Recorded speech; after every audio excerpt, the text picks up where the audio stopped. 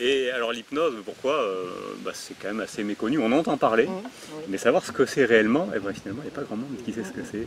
La télé. Oui, mais voilà, c'est ce qu'on voit à la télé. Mais et ça donne une image assez fausse, et il y a beaucoup de personnes justement qui n'osent pas venir, ou alors qui viennent avec beaucoup d'hésitation, on se dit bah oui, mais quand on voit la télé ce qu'ils font, ils nous font monter sur les tables et tout ça, et il y a une peur de perdre le contrôle de soi, alors que quand on fait de l'hypnose telle qu'on pratique en cabinet, c'est pas du tout ça. Donc quand on fait de l'hypnose, c'est simplement ça qu'on va chercher à faire.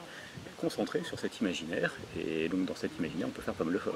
Quand on fait de l'hypnose, on ne dort pas, on est conscient de tout, du début à la fin. C'est pas magique, super pouvoir, et je vais partir très très loin. Et, on a cette image très fausse, voilà, il va prendre le contrôle de moi et puis il va pouvoir me faire faire n'importe quoi, mais non, ça c'est pas vrai ça. Et d'ailleurs, même dans les hypnoses de spectacle, le Mesmer le plus connu, il le dit lui-même, que de toute façon il choisit des personnes qui sont réceptives, mais surtout que ces personnes, il ne peut pas leur faire n'importe quoi. Tout ce qui va à l'encontre de nos valeurs, c'est pas possible, on bloque, et heureusement d'ailleurs. On garde notre libre arbitre, toujours. Donc c'est quand même plutôt intéressant.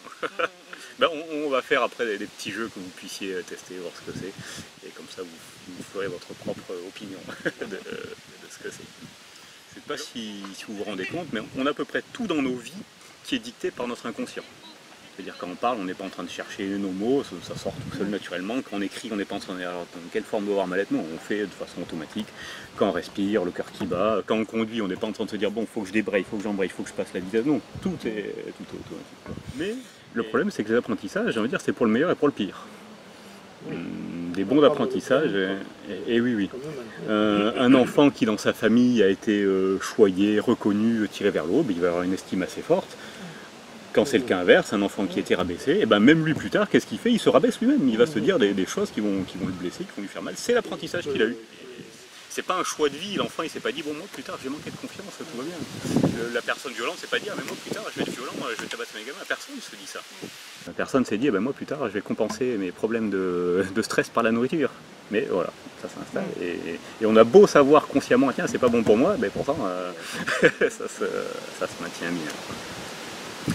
Et donc l'idée de l'hypnose justement c'est d'arriver à parler à ces parties de nous qui des fois prennent un petit peu le contrôle de nous, qui peuvent nous embêter un petit peu. Quand on se dit consciemment bon il faut que j'arrête la cigarette, ça marche pas trop, mais si on va se parler à soi sous l'hypnose, ça va être beaucoup plus efficace. Même une personne qui manque de confiance, ça sert à quoi de manquer de confiance? On pourrait dire c'est pourri, ça embête un peu dans la vie, mais il y a quand même une utilité derrière. L'idée c'est souvent de ne pas se mettre en avant, justement, de se cacher un petit peu, ça va éviter des échecs, ça va éviter des critiques. Donc l'utilité elle est plutôt sympa, sauf que la stratégie, si c'est toujours manquer de confiance, toujours se cacher, on est d'accord, c'est pas terrible. Et donc quand il y a des choses comme ça qui vont pas en nous, c'est souvent qu'il y a cette dualité avec une intention qui est bonne de notre comportement, de notre émotion, mais la stratégie, elle n'est pas terrible. Si on a très peur, bon super, ça veut nous protéger, c'est sympa. Mais si on a tellement peur qu'on a des angoisses, qu'on ne peut plus aller à l'école, qu'on ne peut plus faire les courses, ça devient un problème. Alors que l'intention de base, c'est juste nous protéger. C'est sympa. Si on a, je sais pas, de la culpabilité par exemple, c'est un petit peu la même chose, la culpabilité. Qu'est-ce que ça veut? Ça veut vérifier que nos actions soient en accord avec nos valeurs. Donc c'est plutôt sympa ça. Heureusement qu'on en a, parce que si on fait des bêtises et qu'on n'avait rien en nous pour dire bon attention tu fais n'importe quoi, on continuera à faire des bêtises. Donc ça c'est plutôt bien. Sauf que quand ça devient une routine qui tourne en boucle, je suis nul, je fais n'importe quoi, j'aurais pas dû faire ça, et qu'on traîne ça pendant des mois, d'accord, c'est plus très bon pour nous. Bon, alors si on s'amusait à faire des petits jeux comme ça pour voir à quoi ça ressemble, ça vous va? Bon, quelque chose, on va faire très simple, les yeux ouverts. Imaginez, dans la main, chacun là, dans votre main, que vous mettiez un fruit. Qu'est-ce que vous pouvez mettre vous comme fruit, puis vous pareil comme fruit? Moi je vais mettre moi je mets une pomme. Pomme, ok. Pomme aussi. Pomme. Ok. Et alors moi la pomme c'est une pomme qui est plutôt rouge, elle a un petit peu de vert au centre, elle a une tige, elle n'est pas toute lisse, elle a des petits granules. Comment ils sont vos fruits hein? C'est une jaune, d'accord. D'accord. Ah, elle est pas très mûre. Ah oui, mais verte parce que c'est une verte ou verte parce qu'elle est pas mûre? D'accord. Et elle est très lisse, au contraire, elle a des petites aspérités? D'accord. Et il y a encore la tige dessus? D'accord, prête à être croquée. Et alors vous, cette pêche, à quoi elle ressemble? C'est une pêche plate. Pêche plate. Plutôt une jaune, plutôt une blanche, ce sera jaune, oui, jaune. D'accord. Mûre, prête à... Ah oui, prête aussi. Et alors donc pêche, parce qu'il y a les brugnons plats qui sont plus oui, il n'y a pas les poils. Donc là, c'est vraiment pêche, d'accord. Et comme ils sont un peu lourds, ils sont un peu légers, ils sont... Non, c'est léger. Ah, plutôt léger, c'est pareil, c'est assez léger quand même. Et imaginez qu'on croque dedans. Comment commencer? Comment sont ces pommes, ces pêches là? La lave, Ah ben vous pouvez la laver, allez-y, lavez-la bien. Bon, elle était déjà lavée, on va dire. Elle croque dedans, alors elle est elle est craquante, elle est sucrée, elle est agréable. oui, elle est juteuse. Elle est plutôt sympa. Oui, elle est juteuse aussi. D'accord. Et vous, pareil, juteuse, elle n'est pas farineuse. Ah bon, c'est une bonne pomme, alors c'est une bonne pêche, alors parfait. Bon, c'est amusant parce que finalement il n'y a pas de pommes, il n'y a pas de pêche, il n'y a rien du tout, mais on arrive quand même à l'imaginer et même à ressentir tout son poids, son goût, sa saveur. Oui, même de l'avoir là, avoir envie de l'avoir là. Et donc oui, ça c'est le genre de choses, n'importe qui sait se concentrer un minimum et imaginer un minimum, sait faire ça, il n'y a pas de difficulté derrière. Hein. Bon, on fait un autre petit test, on va dire un petit peu plus complexe, mais il est plus amusant aussi.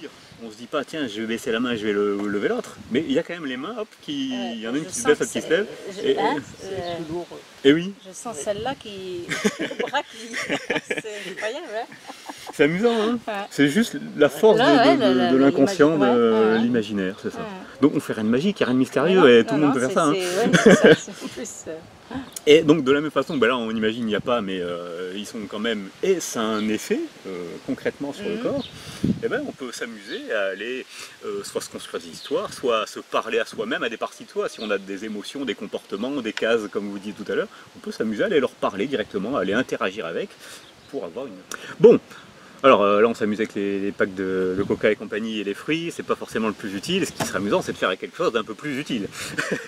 On va pas faire quelque chose de trop profond non plus, mais est-ce que vous aurez envie d'essayer sur un truc qui vous dérange un petit peu dans votre vie? Là, vous parlez des cases à vider, pourquoi pas, ou des dualités dans votre vie, tiens j'ai envie de manger le pot de Nutella, puis une autre partie de moi qui n'a pas envie, ce genre de choses un petit peu plus utiles on va dire que les packs de coca ou les sacs de course ou les pommes. C'est amusant à faire, hein. Et donc vous avez vu, parce qu'après, quand on le fait en cabinet, généralement on prend quand même plus de temps pour être plus concentré, enfin, voilà, c'est un peu plus profond quand même. Mais même en le faisant rapidement, on est concentré sur l'imaginaire, il y a un ressenti réel qui est là, et il se passe des choses. Donc c'est assez intéressant. Et vous avez vu encore une fois, c'est pas magique, c'est pas mystérieux, vous êtes conscient du début à la fin. Il l'a pas.